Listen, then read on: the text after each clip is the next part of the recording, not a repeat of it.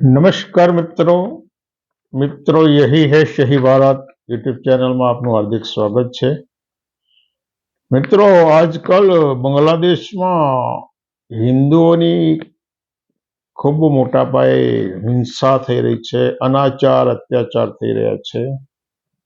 અતિશય દુઃખદ બાબત છે। વિજ્ઞાન અને ટેકનોલોજીએ આટલી બધી પ્રગતિ કરી છે, બીજી એક પૃથ્વીનું સર્જન કરી શકે એટલું બધું વિજ્ઞાન આગળ વધી રહ્યું છે, ટેકનોલોજી આગળ વધી રહી છે, પરંતુ આ વિજ્ઞાન ને આ ટેકનોલોજી એક માનવીનું સર્જન નથી કરી શકતું। જે કુદરતી સર્જન છે એવા માનવીઓ દ્વારા હણી નાખવાની જે નૃશંસ પરંપરા ચાલી રહી છે એ અતિશય શર્મનાક છે। અને બાંગ્લાદેશની અંદર શેખ હસીના સરકારના પતન પછી મોહમ્મદ યુનૂસની સરકાર આવીને એ પછી ત્યાંના હિન્દુઓ ઉપર અનાચાર થઈ રહ્યા છે, અત્યાચાર થઈ રહ્યા છે અને ઘણી બધી ઘટનાઓ અમાનવીય બની છે। પણ આવું કેમ બની રહ્યું છે? આજનું જે અફઘાનિસ્તાન છે, આજનું પાકિસ્તાન છે, આજનું બાંગ્લાદેશ છે, આ બધા એક સમયે બૃહદ ભારત હતા અને બધી જ પ્રજા એક મઝહબી હતી, એક જ ધર્મની પ્રજા હતી અને છતાંય આવી ઘટનાઓ બને છે। એટલે હિન્દુઓ અને મુસ્લિમ પ્રજાની અંદર જે ધૃણા નફરતના બીજ ક્યાંથી વવાયા, એનું વિભાજન ક્યાંથી થયું અને કેમ આ પ્રજા એક મઝહબી એક ધર્મી હોવા છતાંય એની અંદર આટલું બધા વિભાજનના, આટલી બધી ભેદરેખા, આટલા બધા ધૃણા નફરત આવું કેમ છે?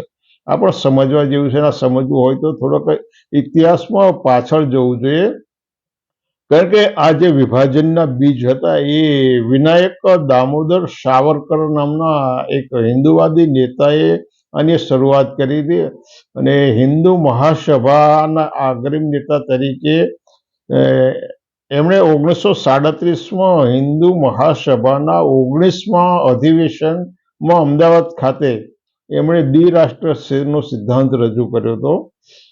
ત્યારે 1937માં અમદાવાદમાં હિન્દુ મહાસભાના 19મા અધિવેશનમાં અધ્યક્ષ સ્થાનેથી એમણે જે પ્રવચન આપ્યું અને એણે એ પ્રવચનમાં એમણે દ્વિરાષ્ટ્રનો એટલે હિન્દુ રાષ્ટ્ર અલગ હોવું જોઈએ, મુસ્લિમ રાષ્ટ્ર અલગ હોવું જોઈએ, ભારતમાં બે રાષ્ટ્ર છે એવી એમણે વાત કરી હતી।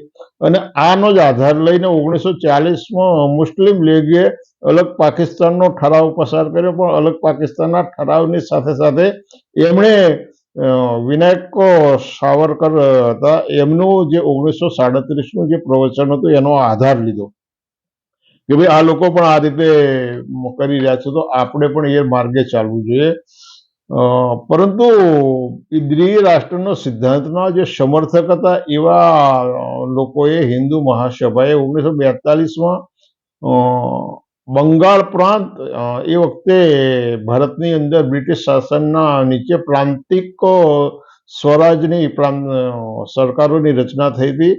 સિંધ પ્રાંત અને બંગાળમાં મુસ્લિમ લીગ અને હિન્દુ મહાસભાએ સાથે મળી અને સરકારોની રચના કરી હતી અને એ વખતે એમનો હિન્દુ મુસ્લિમોના ભેદ નહોતા નડ્યા, એમને રાજસત્તા જોઈતી હતી અને આ રાજસત્તાના કારણે આવા અનેક અખાડાઓ રચાતા રહ્યા છે ને આવું ઘણું બધું બનતું રહ્યું છે। પરંતુ જે હિન્દુ મુસ્લિમ રાષ્ટ્રબીજના જે બીજ વવાયા અને એના કારણે 1947માં જે ભારતના ભાગલા પડ્યા, એટલે સમગ્ર વિશ્વની અંદર આ એક દારૂણ ઘટના હતી। કારણ કે પાકિસ્તાનમાંથી ભારતમાં અને ભારતમાંથી પાકિસ્તાનમાં હિન્દુ અને મુસ્લિમોની જે પરસ્પર અવર જવરનો જે માહોલ સર્જાયો એમાં લાખો હિન્દુઓ, લાખો મુસલમાનોની કતલ થઈ, બે પક્ષે હિન્દુઓની કતલ થઈ, મુસ્લિમોની કતલ થઈ, લાખો લોકો ઘરબાર વગરના થઈ ગયા, લાખો લોકો મા બાપ વગરના થયા, ઘણા મહિલાઓ પતિ વગરની થઈ, ઘણા પુરુષો પરિવાર ગુમાવી દીધા। એટલું બધું ભારત એક પ્રકારના આંતરયુદ્ધની અંદર લપેટાઈ ગયું હતું અને અંતે ગાંધીજીની હત્યા કરી અને એ હત્યા કર્યા પછી કાતિલોએ સંતોષ માન્યો અને સરદાર વલ્લભભાઈ પટેલના શબ્દોમાં આ લોકોએ મીઠાઈ વહેંચી। તમે વિચાર કરો કેટલું બધું નૃશંસ કૃત્ય કહેવાય ને એ લોકો આજે રાષ્ટ્રવાદની, રાષ્ટ્રભક્તિની વાતો કરી રહ્યા છે એક મહાન નેતા, જો કે એમની સાથે કેટલાક વૈચારિક મતભેદ હોવા છતાં એ મહાન નેતા તરીકે અવગણના ના કરી શકાય. ભારતને જે રીતે જેમ આઝાદી મળી પણ એના પ્રેરણા સ્ત્રોત તો ગાંધીજી હતા અને એમની હત્યા કરી અને એ હત્યા કર્યા પછી પણ ગાંધી હત્યાના ગાંધી વધ, હત્યા અને વધની અંદર તફાવત છે. આ સમજવા જેવી બાબત છે. આનું જિક્ર હું અગાઉ કરી ગયેલો છું કે કોઈ વ્યક્તિ નિર્બળ વ્યક્તિ હોય, નિશસ્ત્ર હોય, નિસહાય હોય અને એની ઉપર તમે હુમલો કર્યો અને એનો શરીરને તમે મિટાવી દો છો, એનું શરીર તમે નષ્ટ કરો છો, તો એ હત્યા છે. પરંતુ કોઈ સામે પક્ષની એવું જૂથ હોય, એ તમારી સામે સશસ્ત્ર હથિયારો લઈને આવી રહ્યું હોય અથવા તો તમારી સામે ગેરીલા યુદ્ધ કરી રહ્યું હોય ને એવા જૂથ અથવા એવા જૂથના આગેવાનને તમે જ્યારે ખપાવી દો છો કે પતાવી દો છો, એને વધમાં ખપાવી શકાય. પરંતુ ગાંધી એ પરિસ્થિતિમાં નહોતા. પ્રાર્થના સભાની અંદર નિશસ્ત્ર અને નિર્બળ શરીરવાળા, શારીરિક રીતે એટલા બધા હુષ્ટપુષ્ટ નહોતા, એવા નિર્બળ શરીર અને નિશસ્ત્ર વાળા ગાંધીની હત્યા કરી અને વળી પાછો એનો આનંદ મનાવ્યો. એટલે આ જે વેરઝેરનો જે રક્ત પ્રવાહ હતો ને એ 1937 થી ચાલુ થયો અને એના દુષ્પરિણામો કેવા આવ્યા કે આજે પણ ભારત ઉપર આતંકી હુમલાઓ થઈ રહ્યા છે. ભારતમાં અનેક કોમી હુલ્લડો થયા. એની અંદર હિન્દુ મુસ્લિમની ધૃણા, એકબીજાને પ્રત્યેની જે ધૃણા નફરત છે એ કામ કરી રહ્યું છે. સરહદ ઉપર કાયમી ચમકલા થઈ ગયા. ક્રિકેટ જેવી નિર્દોષ રમત પણ આમાંથી મુક્ત ના થઈ. જ્યારે ભારત અને પાકિસ્તાન વચ્ચેની ક્રિકેટ મેચ હોય તો એની અંદર યુદ્ધ જવાર હોય છે. ભારત અને ઓસ્ટ્રેલિયા, ભારત અને ઇંગ્લેન્ડ, ભારત અને વેસ્ટ ઇન્ડિઝની જ રમતો જ્યારે રમાય ત્યારે ફ્રેન્ડલી રમાતી હોય છે, જીતવા માટેની હોય છે. પરંતુ એની અંદર આ એવું જનૂન અથવા એવી નફરત નથી હોતી અથવા એકબીજાને કચડીને એકબીજાની ટીપોને સ્કોર કરીને કચડી નાખવાની કોઈ ગેરસા નથી. એટલે પરસ્પર નફરત અને ઝેરના એવું બીજું વાવેતર થઈ ગયું છે. અને 2014 પછી તો જે સરકાર આવી એટલે ઉત્તર પ્રદેશ, બિહાર, ઝારખંડ, રાજસ્થાનના રાજ્યોની અંદર જે સિલસિલો ચાલુ રહ્યો છે અને જે આતંકનો એક માહોલ પેદા કરવામાં આવે છે. ગૌ રક્ષાના નામે કેટલાક લોકો, જેના ઘણા બધા રાજકારણીઓએ અને ઘણા પત્રકારોએ ગુંડાઓનું ઉપનામ આપ્યું છે. આવા લોકોને આ પરવાનો, ગૌ રક્ષાનો પરવાનો કોણે આપ્યો? 5-25નું ટોળું લઈ અને શસ્ત્રો લઈ અને રોડ ઉપર જતું રહેવું અને પછી ગૌ રક્ષાના નામે લોકોને રંજાડવા, ગૌ માંસ ના નામે હુમલા કરવા, ગૌ માંસના નામે હત્યાઓ કરવી. તો આ લોકો એવી કેવી લેબોરેટરી લઈને ફરતા હોય છે કે કોઈ વ્યક્તિ માંસ લઈને જતો હોય એટલે એ માંસ ગૌ માંસ જ છે એવું એક ક્ષણે કઈ રીતે નક્કી થઈ શકે?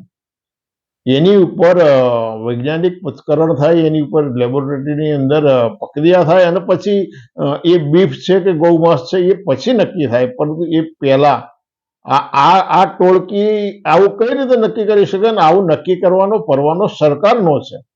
ગૌ રક્ષાનું કામ સરકારનું છે, ગૌ માંસ પકડવાનું ના પકડવાનું સરકારનું કામ છે અને સરકાર પગલાં લઈ છે. પણ આ ટોળકી, આવી ગેંગો જે કામ કરી રહી છે, જે હિન્દી ભાષી રાજ્યોની અંદર જે મોબ લિન્ચિંગનું કામ થઈ રહ્યું છે, મહિલાઓ સાથેની જે છેડછાડ થઈ રહી છે, મુસ્લિમ મહિલાઓ સાથે જે અનાચાર થઈ રહ્યો છે, ઘણા બધા મોટા ભાગના કિસ્સાની અંદર પુરુષનું વલણ પક્ષપાતી હોય છે. મસ્જિદોની નીચે હવે મંદિરો શોધવા માંડ્યા છે. મસ્જિદોની નીચે મંદિરો અને મસ્જિદોની તોડફોડના, મજારોની તોડફોડના કામ થઈ રહ્યા છે. સૈન્યની અંદર કામ કરતી મુસ્લિમ મહિલાઓની સાથે હીન વાણી વ્યવહાર થતો હોય છે. આ દ્રોણા અને નફરત તમે જુઓ કે જે દેશનું રક્ષણ માટે પોતાનું આયખું ખર્ચી રહ્યું હોય અને નિષ્ભાવે કામ કરતી હોય એવી મુસ્લિમ મહિલાઓને ઉતારી પાડવા માટેના અનેક પ્રકારના હીન શબ્દ પ્રયોગો આવા લોકો અને પદાધિકારીઓ, રાજસત્તામાં બેઠેલા લોકો કરી રહ્યા છે. અને સાથે સાથે હવે બુલડોઝર શાસન ઉત્તર પ્રદેશમાં શરૂ થયું છે.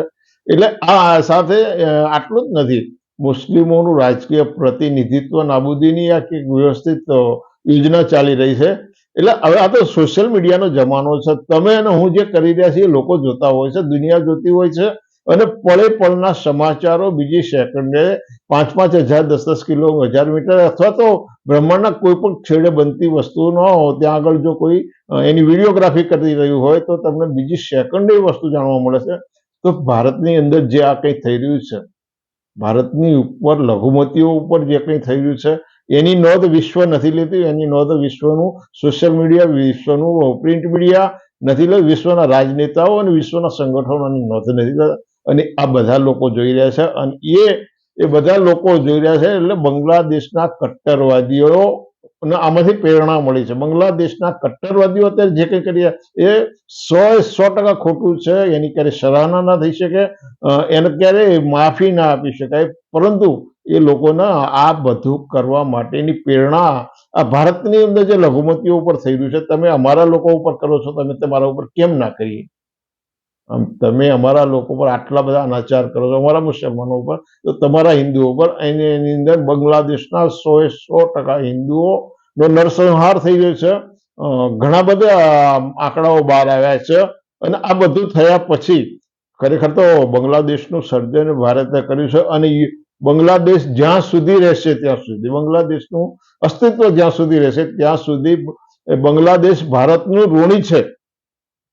બાંગ્લાદેશનું અસ્તિત્વ જ્યાં સુધી રહેશે ત્યાં સુધી બાંગ્લાદેશ ભારતનું ઋણી છે. અને એ ઋણ ચૂકીને જે લોકો ત્યાંના લઘુમતી હિન્દુ ઉપર જે કરી રહ્યા છે એ અતિશય નૃશંસ છે, અતિશય ઘૃણાસ્પદ છે, અતિશય વખોડવાલાયક ઘટનાઓ છે. પરંતુ અત્યારે ભારતનું ગોદી મીડિયા જાગ્યું છે. ભારતના ગોદી મીડિયાએ એની ઉપર લેખોના લેખો લખવા માંડ્યા, તંત્રી લેખો લખવા માંડ્યા છે. ગોદી મીડિયાને ભાન થયું કે ભાઈ હિન્દુઓ ઉપર હુમલા થાય છે, પણ આ ગોદી મીડિયાને એ ના દેખાયું કે ભારતની અંદર અનુસૂચિત જાતિના લોકો હિન્દુ છે કે નથી. ક્યારેય એમણે એમના પ્રિન્ટ મીડિયાની હેડલાઇન ઉપર આ સમાચારો નથી આપ્યા. બાંગ્લાદેશની અંદર આજકાલ 2-5 વર્ષમાં થઈ રહ્યું છે. ભારતની અંદર 5,000 સદીથી 5,000 વર્ષોથી અનુસૂચિત જાતિના નાગરિક ઉપર કથિત અછૂતો ઉપર જે અનાચાર થઈ રહ્યો છે એની ગોદી મીડિયાએ નોંધ લેવી જોઈએ, નથી લેતી. સાથે સાથે હિન્દુ સંગઠનો અત્યારે બધા દેખાવો કરી રહ્યા છે. હિન્દુ સંગઠનો આવેદનપત્રો આપી રહ્યા, રેલીઓ કાઢી રહ્યા છે. તો કથિત અછૂતો માટે તમે હવે ક્યારે રેલીઓ કાઢી, ક્યારે તમે એમની પર અવાજ એ કર્યો? એટલે ગોદી મીડિયા, હિન્દુ સંગઠનો અને સત્તામાં બેઠેલા બધા લોકો એક જ છે. અને આ બધાનો મકસદ એક છે, આ દેશનો 200 વર્ષ પહેલા પાછો લઈ જવો. શું છે આમનો બધાનો મકસદ? એક છે આ દેશને 200 વર્ષ પાછો લઈ જવો. પરંતુ ઇતિહાસ ગવાહ છે હિટલરના મનસૂબા કામ ના કર્યા અને હિટલર કાળની ગર્તામાં દબાઈ ગયો. નેપોલિયન બોનાપાર્ટ વિશ્વ વિજેતા થવા નીકળ્યો હતો અને નેપોલિયન બોનાપાર્ટ સેન્ટ હેલિના ટાપુની અંદર એક યુદ્ધ કેદી તરીકે મૃત્યુ પામ્યો. નેપોલિયન બોનાપાર્ટ વિચારોથી જીવંત છે, પરંતુ એક સેનાપતિ તરીકે એ દુનિયા જીતવા નીકળ્યો હતો અને એણે ઘણો બધો આતંક મચાવ્યો અને છેલ્લે અંગ્રેજ પ્રજાના હાથે કેદ થઈ સેન્ટ હેલિના ટાપુ પર એ એક યુદ્ધ કેદી તરીકે મૃત્યુ પામ્યો.